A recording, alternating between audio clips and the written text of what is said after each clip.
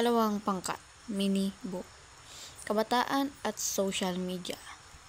Ang librong ito ay naglalaman ng impormasyon ng mga kabataan at social media tungkol sa masama at magandang epekto sa kalusugan. Miyembro: Lester Nobleza, Ruby Jean Ibasco, Precious Igualan, Wilmar Baal, Marknel Aliego, ang kabataan, John Prince Bungo, at social media, Ryan Pahina Carlos Sagno. Kabataan, pahina 2. Social media, pahina 3. Sanhi at bunga, pahina 5. Masamang epekto ng social media sa kabataan, pahina 6. Magandang epekto ng social media sa kabataan, pahina 7. Mga kailangang gawin ng kabataan, magulang, guro at komunidad tungkol sa social media, pahina 8. Mensahe, artikulasyon, at synthesis, pahina 10. Ano ang kabataan at social media? Ayon kay Maria L. Santos, 2023, ang social media ay nagsisilbing pangunahing espasyo ng interaksyon, impormasyon at pagkakakilanlan para sa kabataan sa kasalukuyang henerasyon.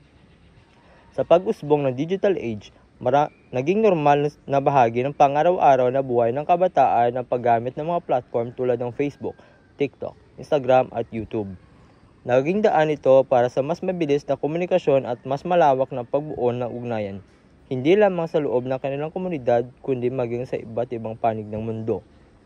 Binibigyang diin ni Santos na ang social media ay hindi lamang larangan ng libangan para sa mga kabataan. Ito rin ay nagiging mahalagang kasangkapan sa edukasyon. Maraming mag-aaral ang gumagamit ng social media upang makakuha ng impormasyon, manood ng educational content at makilahok sa mga online discussion na nakakatutulong sa kanilang pag-aaral. Dahil dito, nagkakaroon ng kabataan ng mas malawak na akses sa kanilang kaalaman na hindi kayang ibigay na tradisyonal na pamamaraan. Gayunpaman, binibigyang pansin din ng mga pananaliksik ang mga negatibong epekto na maaaring idulot ng labis na paggamit ng social media. Ilan dito ang pagbababa ng konsentrasyon, pagtaas ng stress, kawalan ng tulog at lumalalang kaso ng cyberbullying. Dagdag pa rito, naging sensitibo rin ang kabataan sa social comparison kung saan naihahambing nila ang kanilang sarili sa mga nakikita sa online na madalas ay filtered at hindi realistiko. Nagdudulot ito ng mababang self-esteem at pag-alala tungkol sa kanilang imahe. Sa kabila ng mga panganib na ito, binibigyan ni Santos na maaaring maging positibo ang social media kung gagamitin ng tama.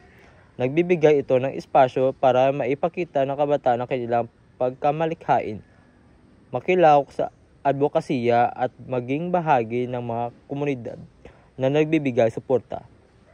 Maaari rin itong maging plataporma para sa paglaganap ng edukasyon, health awareness at mga oportunidad para sa personal na pagunlad. Sa kabuuan, malinaw na ang social media ay may malalim at makakahalong epekto sa kabataan. Ang hamon ngayon ay kung paano ito magiging balanse, kung paano mapakinabangan ang mga positibong aspekto habang napapangalagaan sila mula sa mga panganib na dala ng digital environment. Kabataan. Ang pareralang kabataan pangunahing nilalaman ay maaaring tumutukoy sa maraming bagay depende sa konteksto. Dahil ang kabataan ay nanghuhulugan youth at ang pangunahing nilalaman ay nanghuhulugan main content o main agenda. Narito ang ilan sa mga posibleng pakahulugan batay sa impormasyong nakalap. Sa konteksto ng lipunan at pag-unlad, ang kabataan ay pag-asa ng bayan. Ito ang tanyag na kasabihan ni Dr. Jose Rizal na nagbibigay diin sa pangunahing papel at kabataan bilang kinabukasan at pag-asa ng bayan. Mga isyu ng kabataan. Sa maraming pag-aaral at balita, ang mga pangunahing isyu tulad ng edukasyon, kalusugan at pangkaisipan, karahasan, kahirapan at maagang pagbubuntis ay madalas na pangunahing nilalaman ng mga talakayan at pananaliksik upang matugunan ang kanilang mga pangangailangan, sining at panitikan. Sa mga sulatin, tula at aklat, ang karanasan, pananaw at paglalakbay ng kabataan ay madalas na pangunahing nilalaman ng mga kwento, konteksto ng mga programa at batas.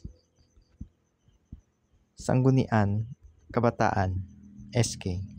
Ang SK ay lokal na governing body na partikular sa kabataan. Ang kanilang mga programa at inisyatiba ay mga pangunahing nilalaman na nakatuon sa kapakanan. Ang social media. Ang terminong social media o SM ay unang ginamit noong 1994 sa isang online media environment sa Tokyo na tinawag na Matese. Sa mga unang taon na iyon, ng komersyal na internet na buo at inilunsad ang mga unang plataporma ng social media. Sa paglipas ng panahon, kapwa ang bilang ng mga plataporma at ang dami ng aktibong gumagamit ng social media ay tumaas ng malaki, kaya ito ngayon ay isa sa pinakamahalagang aplikasyon ng internet. Parehong bilis ng pag-unlad, inilipat din ng mga negosyo ang kanilang interes sa marketing patungo sa mga social media platform. Ang presensya ng parehong negosyo at mga gumagamit sa social media ay nagdulot ng malaking pagbabago kung paano nagkikipag-ugnayan ang mga kumpanya sa kanilang mga customer, na hindi na limitado sa pagiging posibong kalahok sa kanilang ugnayan sa isang kumpanya. Ang mga customer ngayon ay nagbibigay ng feedback, nagtatanong at umaasa ng mabilis at iniangkop tugon sa kanilang partikular na problema. Bukod pa rito, ang mga customer ay nagpo-post ng mga teksto, larawan at video. Napagtanto ng mga tagapamahala na ang paglipat ng isang brand sa social media ay nangangailangan ng pagbabago sa relasyong may customer, kung saan ang customer ay maaaring maging kakampi o kalaban at hindi lamang basta tagapakinig. Sa pananaliksik, ang social media ay karaniwang ginagamit bilang payong termino o umbrella term na tumutukoy sa sari-saring online platforms kabilang mga blog, business networks, collaborative projects, enterprise social networks, forums, microblogs, photo sharing, product review platforms, social bookmarking, social gaming, video sharing, at virtual worlds. Dahil napakalawak ng saklawan ng mga social media platform, ang mga aplikasyon ng social media ay napakaiba-iba at hindi limitado sa pagbabahagi lamang ng holiday snapshots o advertising at promotion. Noong Enero 2020, mahigit sa 110,000 publikasyon na may salitang social media sa kanilang pamaga sa loob ng 25 na taon, kung kailan nilathala ang mga gawaing ito. Hindi mabilang ng mga mananaliksik ang nagbigay ng iba't ibang definisyon ng social media, kung minsan ay gumagamit pa ng alternatibong termino sa panahon ito. Malaki rin ang naging pagbabago sa pananaw at pag-unawa kung ano ang social media, kung ano ang saklang nito at kung ano pa ang kinakatawan nito. Dahil dito nagiging mahirap para sa mga mananaliksik at kumpanya na bigyang kahulugan at gamitin ang mga resulta ng pananaliksik. Halimbawa, kapag tumutukoy sa social media ng pangkalahatan kaysa sa isang partikular na uri ng social networks, nagiging problema rin kapag ginagamit ang mga resulta mula sa pag-aaral na nakatuon lamang sa isang social media platform at ibinapalagay na maaari na itong i-apply sa social media sa kabuuan o kapag ang isang pag-aaral ay gumagamit ng masikip o mas malawak na definisyon na kung alin ang itinuturing na social media at alin ang hindi. Sanhi at bunga. Number 1. Sanhi. Sobrang paggamit ng cellphone sa pag-scroll at pag-browse. Dahil sa dami ng apps na nakakaaliw tulad ng TikTok, Facebook, YouTube at games, madaling maubos ang oras ng kabataan sa walang tigil na pag-scroll. Ang constant na entertainment ay nagiging dahilan upang mahirapan silang mapigil o limitahan ang sarili. Bunga. Nauuwi ito sa pagkakaantala ng ginagawa, pagbaba ng focus, at pagkakram sa schoolwork. dahil inuuna ang cellphone na pagpapaliban ang dapat unahin tulad ng assignments at review. Number 2. Sanhi. Paggamit ng cellphone bago matulog. Maraming kabataan ang nagsiselfone habang nakahiga na. Iniisip na, sandali lang, ngunit nauuwi sa oras-oras na paggamit. Ang liwanag na screen ay nakakaantala sa natural na cycle ng katawan na dapat na pagpapahinga na. Bunga, nagkakaroon ng kulang na tulog, pagod sa umaga at hirap mag-concentrate sa klase. Minsan ay nagiging irritable pa sila dahil hindi sapat ang pahinga. Number 3. Pagdidepende sa cellphone para sa komunikasyon at aliw. Kapag nasanay ang kabataan na cellphone ang pangunahing kasama nila, ka-chat, kausap o libangan, nagiging kailangan ito para maramdaman nilang komportable o hindi nababagod. Bunga, nauuwi sa pagiging less social na totoong buhay. Mas pinipili na ilan ang virtual interaction kaysa makihalubilo ng harapan.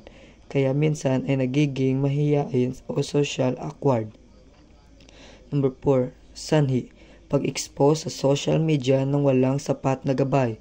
Kapag walang tamang paalala, control o media literacy, mas nalalantad ang kabataan sa mga content na pwedeng makakaapekto sa kanilang pag-iisip, tulad ng comparison, culture, fake news at toxic trends. Bunga, maaari itong madulot ng stress, insecurity, mababang tingin sa sarili o pagkakalito sa tamang impormasyon. Minsan ay umaabot pa sa anxiety o overthinking dahil sa nakikitang online. Masamang epekto ng social media sa kabataan. Matinding hindi pagkakasya sa sariling katawan or body dissatisfaction. Dahil sa tuloy-tuloy na pagkakababad ng mga kabataan sa mga larawang pinaganda, inayos o inedit ng social media, marami sa kanila ang nagsisimulang maging sobrang kritikal sa kanilang sariling katawan. Nakikita nila ang mga perpektong katawan at kutis ng mga influencer at nagiging dahilan nito para makaramdam sila na hindi sila sapat o may kulang sa kanilang sarili. Dahil dito, tumataas ang posibilidad na mawalan sila ng kumpiyansa, magkaroon ng matinding pag-aalinlangan sa sarili, at magnanais na baguhin ang kanilang itsura kahit hindi naman talaga kailangan. Sa huli, nagdudulot ito ng malalim na insecurity at negatibong pagtingin sa sariling katawan. Hindi malusog na pag-uugali sa pagkain.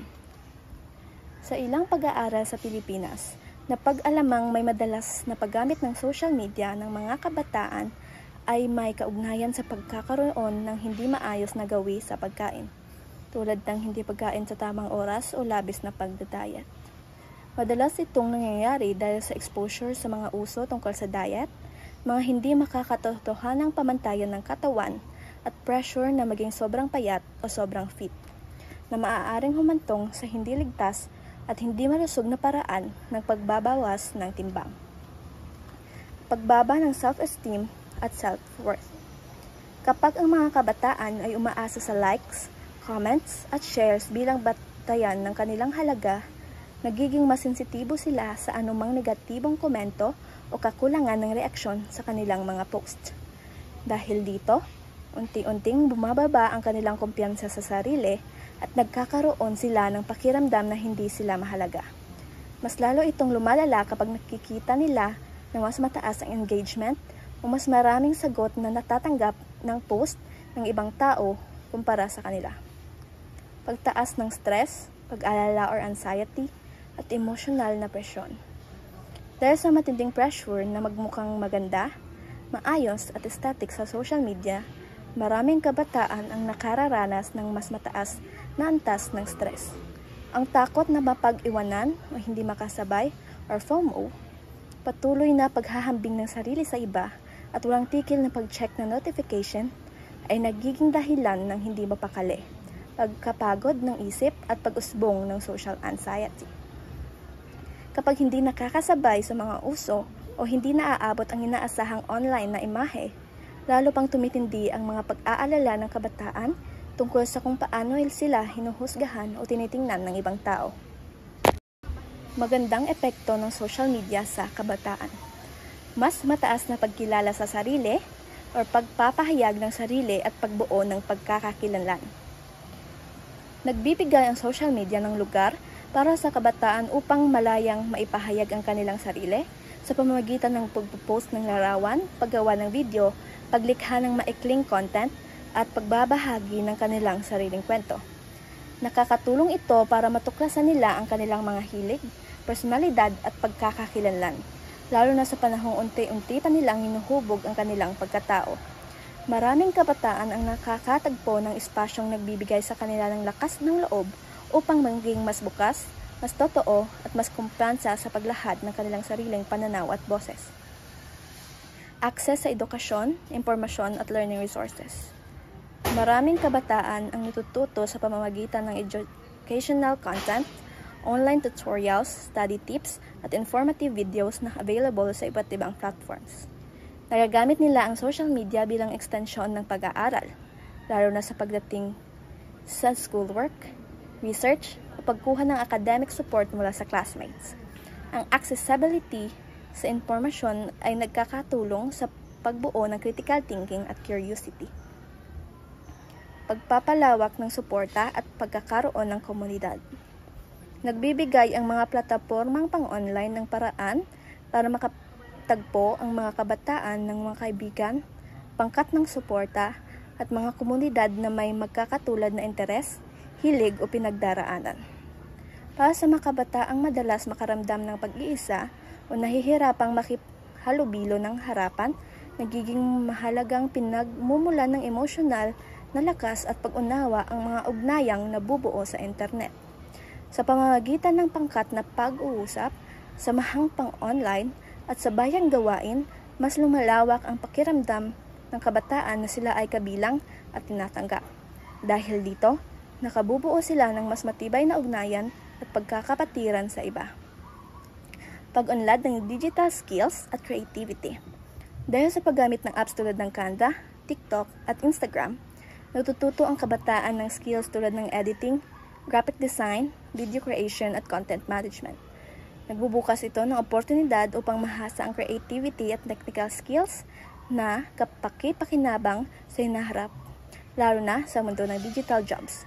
Marami ring kabataang natututo mag-manage ng online pages, gumawa ng content plans, at mag-handle ng social media, skills na highly valued sa modern workplaces.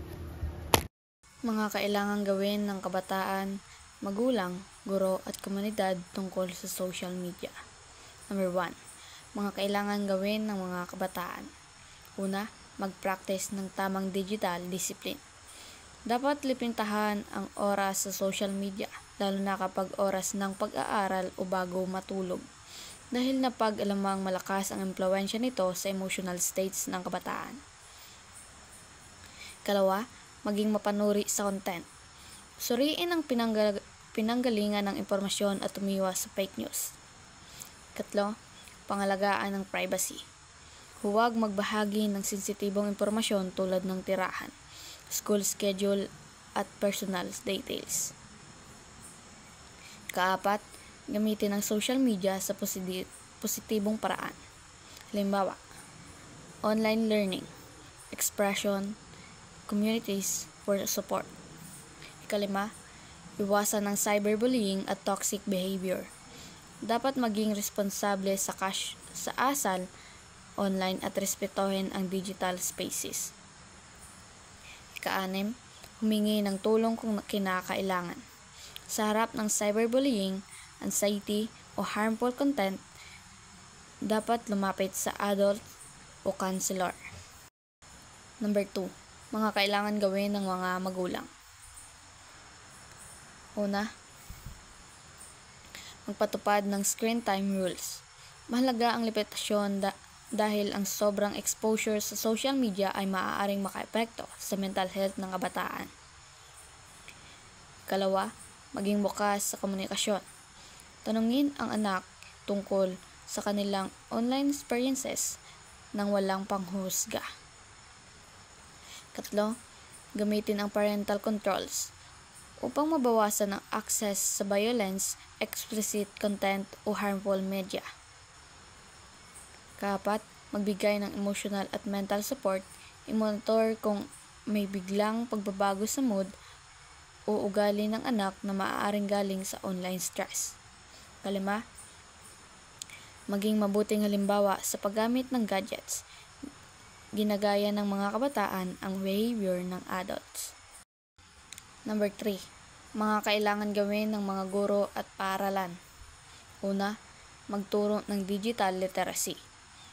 Ang mga kabataan ay nangangailangan ng guidance sa pag-unawa ng online risk at benefits. 2, magtatag ng anti-cyberbullying programs upang maprotektahan ng mga estudyante mula sa online harm. 4, magbigay ng guidance counseling. Lalo na sa mga mag-aaral na apektado ng online anxiety, pressure o social comparison. 4, gamitin ang social media bilang educational tool, group research discussions, announcement, at collaborative work. 5, monitor ang academic impact. Tulungan ang estudyante na maiwasan ng distractions mula sa social media. 4, mga kailangan gawin ng komunidad at gobyerno.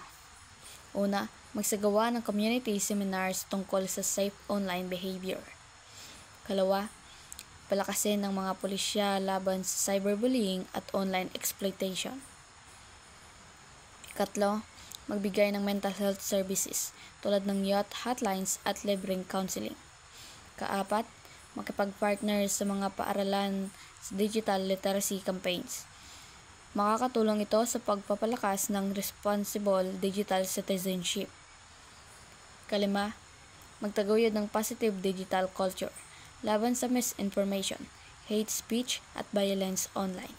Bagay na binibigyang diin sa mga pag-aaral ni Cleopa noong 2022 tungkol sa youth online behavior. Mensahe: malaki ang nagiging papel ng social media sa buhay ng mga kabataan. Nakakatulong ito sa pagkatuto, pagkilala sa sarili, at pakikipag-ugnayan. Pero nagdadala rin ito ng mga hamon tulad ng anxiety, body dissatisfaction at pressure mula sa online world. Dahil dito, kailangan ng gabay ng magulang, guro, at komunidad upang matulungan ang kabataan na gumamit ng social media ng maayos at may balansing pag-iisip. Artikulasyon: ang paraan ng pagpapahayag sa mga ideyang ibinigay mo ay malinaw, organisado at madaling sundan. Nakaayos ang impormasyon mula sa pinagmula ng social media papunta sa mabuti at masamang epekto nito hanggang sa mga sanhi at posibleng solusyon. Ginamit ang wika sa paraang diretso at may suportang pag-aaral, kaya nagmumukhang may patunay at hindi basta opinion lang. Hindi rin bias ang presentasyon. Pantayang pagtatalakay sa positibo at negatibong aspeto. Sa kabuuan, ang artikulasyon ay paraang isang mahinahong paglalatag ng katotohanan tungkol sa kung paano talaga maaapektuhan ng digital world ang kabataan ngayon. Synthesis: kapag pinagsama-sama lahat ng bahagi, lumalabas na ang social media ay nagiging hindi na lamang simpleng libangan, isa na itong malaking bahagi ng pagkatao at pang-araw-araw na buhay ng kabataan. May mga pagkakataong nagiging daan ito ng pag-unlad, natututo sila, nagiging mas malikhain, at nakakahanap ng mga taong sumusuporta sa kanila.